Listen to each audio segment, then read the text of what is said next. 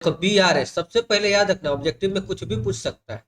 तो BRS का full form होता है bank reconciliation statement.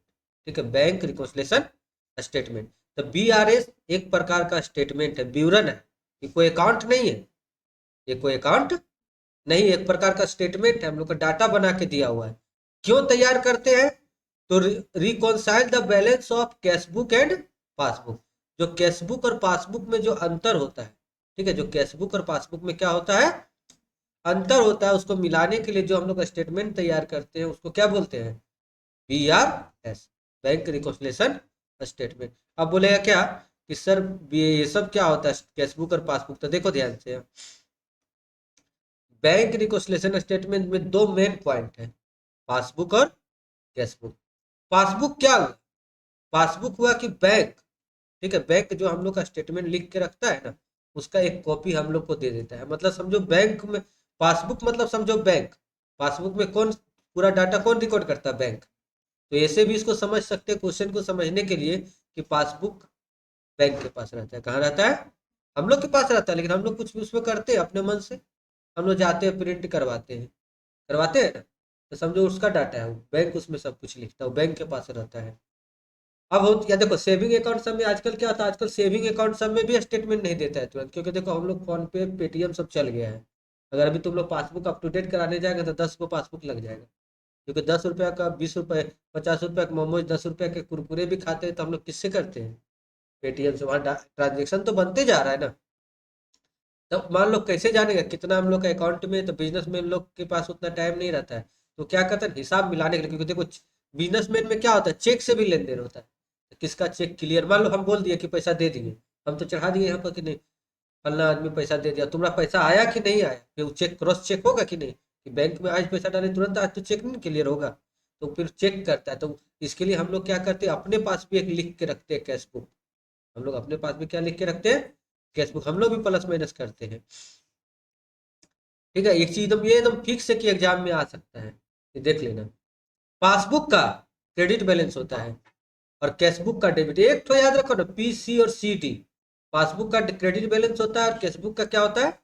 Debit balance. बस बाकी ऑटोमेटिक सब याद रह जाएगा। इसका उल्टा देगा तो समझ जाना ओवरड्राफ्ट बैलेंस, इसका उल्टा देगा तो क्या समझ जाना?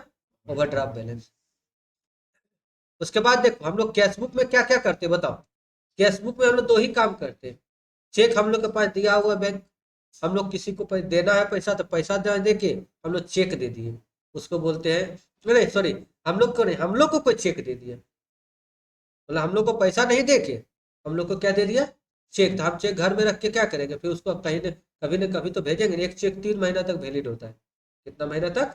तो कभी भी याद रखना, अगर चेक का डेट गलत हो गया या कुछ हो गया तो सुधारने का जरूरत नहीं, 3 महीना तक वो डेट वैलिड है। ठीक है, कहाँ तक भाई, जैसे मान लो कल का डेट हम डाल दिए, नहीं 2 दिन पहले का डेट डाला हुआ था, आज हम लोग आज चेक जाके जमा करे थे, चेक में डेट सुधारने का जरूरत। और चेक में कभी भी ओवर राइटिंग नहीं होना चाहिए। ठीक है, चेक में कभी भी ओवर राइटिंग, कुछ भी नहीं ओवर राइटिंग होना चाहिए, एनीथिंग, कुछ भी नहीं, तो चेक नहीं पे बाउंस हो जाएगा, रिजोनर हो जाएगा। ठीक है, तो चेक डिपॉजिट मतलब हम लोग का कोई चेक, हम लोग को पेमेंट के तौर पे चेक दिया तो हम लोग जो उसको बैंक जाके जमा करेंगे ना, उसको क्या बोलते हैं? Cheque deposit. हम लोग का पैसा अकाउंट में क्या हो जाएगा? बढ़ जाएगा। फिर क्या लिखा है? चेक इशूड, मतलब हम लोग भी तो किसी को चेक दे सकते हैं। ठीक है, हम लोग भी चेक किसी को क्या कर सकते हैं? दे सकते हैं। उसको क्या बोलते हैं? Check issued. तो चेक इशूड होगा तो हम लोग के पास एक पैसा चल जाएगा। ठीक है, अब देखो ध्यान से, पासबुक में क्या क्या होता है। ठीक है, पासबुक में देखो क्या क्या होता है। पासबुक मतलब बैंक क्या क्या करता है? Interest credit. क्रेडिट मतलब होता है हम लोग का इंटरेस्ट दे रहा है। पासबुक का वैसे भी क्रेडिट बैलेंस होता है, याद रखना। पासबुक में इंटरेस्ट हम लोग को क्रेडिट कर रहा है, मतलब हम लोग के पास इंटरेस्ट आ रहा है, बैंक में पड़ जाएगा। इंटरेस्ट डेबिट या चार्ज, तो अकाउंट में पैसा हम लोग का जा रहा है, लोन लिए उससे इंटरेस्ट, कोई भी तरह का चार्ज लिखेगा, इंसिडेंटल चार्ज, बैंक चार्ज, ठीक है, कुछ भी चार्ज लिखेगा, लेट फाइन चार्ज, कुछ भी लिखेगा तो माइनस हो गया अकाउंट में। डिविडेंड या इंटरेस्ट ऑन इन्वेस्टमेंट कहीं से भी अगर कलेक्ट होगा तो समझ जाना अकाउंट में पैसा क्या हो रहा है? आ रहा है। चेक डिजोनर, जैसे दिखा कि चेक क्या हो गया? डिजोनर हो गया, मतलब चेक क्या हो गया? बाउंस हो गया, समझ जाओ तेरा अकाउंट में पैसा कम हो गया। जैसे होता नहीं, बोले भी ओवर राइटिंग कर दिया, साइन नहीं मिला है, बैलेंस नहीं है उसमें, डेट गड़बड़ है, फटा हुआ चेक है, कुछ भी तरह का कुछ भी हो सकता है कारण। जब चेक डिजोनर होता है ना, तो बैंक उसमें लिख देता है इनसफिशियंट बैलेंस, ओवर राइटिंग, कुछ भी लिख देगा, उससे डिजोनर नहीं होता है।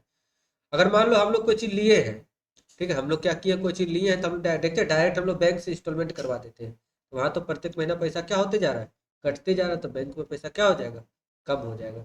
यही सब तो कारण है जिसके कारण हम लोग का क्या होता है, दोनों में बैलेंस नहीं होता है। अब बोलेगा सर आपको याद नहीं रहता, बताओ, अभी तुमको पूछ देंगे कल फोन पे में बैलेंस चेक कर लो और अभी दिन भर खर्चा करो, रात में पूछ देंगे देखो तेरे अकाउंट में कितना पैसा, तुम बिना देखे बता नहीं सकते, याद भी नहीं कर पाएगा कहाँ कहाँ पैसा किए, जबकि तुमने 10 गो ट्रांजेक्शन कर रहा है दिन भर में।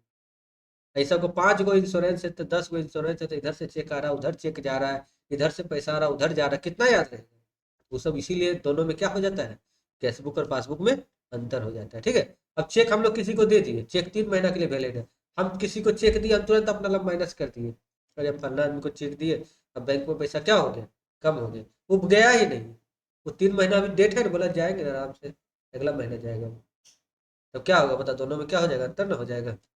ये हो गया। उसके बाद देखो मोस्ट इम्पोर्टेंट कि बीआरएस बैंक बिजनेसमैन के द्वारा बनाया जाता है, याद रखना, बिजनेस मैन के द्वारा।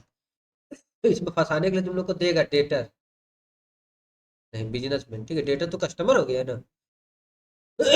उसके बाद देखो बीआरएस, याद रखना, मेन छोटा छोटा लिख दिए। बीआरएस एक प्रकार का स्टेटमेंट है, पासबुक का क्रेडिट बैलेंस होता है।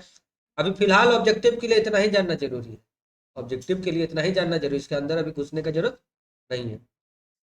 कैशबुक का डेबिट बैलेंस, ओवरड्राफ्ट रहेगा तो पासबुक का डेबिट बैलेंस और कैशबुक का क्रेडिट बैलेंस। और बीआरएस बिजनेसमैन के द्वारा तैयार किया जाता है। पासबुक एक प्रकार का कॉपी है, किसका, कस्टमर्स, कस्टमर का जो डाटा बैंक में था उसी का एक तरह से तुमको क्या दे दे रहा है, कॉपी दे दे रहा है, ठीक है। आज का क्लास यहीं तक रहने देते हैं, इसका पीडीएफ बहुत जल्दी तुम लोग को व्हाट्सएप में जा रहा है, ठीक है।